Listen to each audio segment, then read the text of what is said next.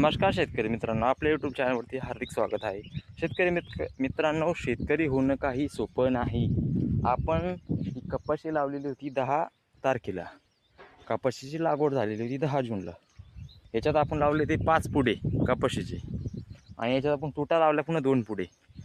म्हणजे जे बियाणं आणलं होतं आपण, ते बियाणं होतं ब्रह्माचे 3 पॉकेट, एक मल्लिका होती आणि एक ग्लोरी नावाची होती. एक 5 व्हरायटी होत्या. याच्यामध्ये 2 पुढे पुन्हा ब्रह्माचे बसले तुटा, कारण 100% उगवण क्षमता त्या बियाण्यात नाही.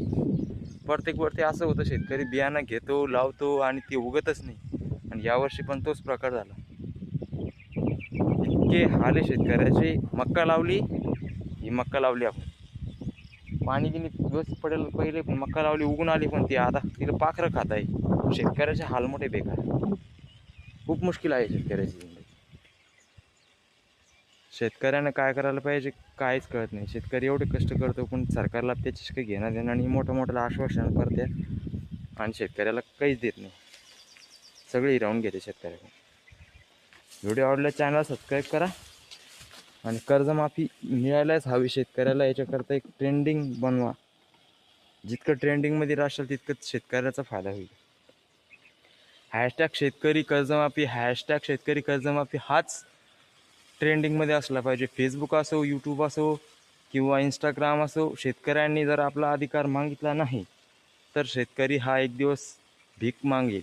कारण शेतकऱ्याची दशा खूप बिकट आहे. सरकार नुसतं आश्वासन देतं आणि आश्वासनाचा पाऊस पाडून नंतर त्याचे हातपाय मागं ओढून घेतो. शेतकरी हा नुसता चिरडला जातोय दरवर्षी. शेतकऱ्यांना आता तरी उठा, जागे व्हा, संघर्ष करा. शेतकऱ्यांना जोपर्यंत तुम्ही स्वतःच्या हक्काने उभं राहणार नाही, स्वतःच्या हक्काने अधिकार मागणार नाही, तोपर्यंत तुमच्या मालाला भाव भेटणार नाही, ना तुम्हाला कर्जमाफी भेटणार नाही. काहीच खरं नाही शेतकऱ्याचं. येणारे 10 वर्षाच्या नंतर शेतकरी हा संपून जाऊ शकतो. व्हिडिओ आवडला चॅनल सबस्क्राईब करा. धन्यवाद.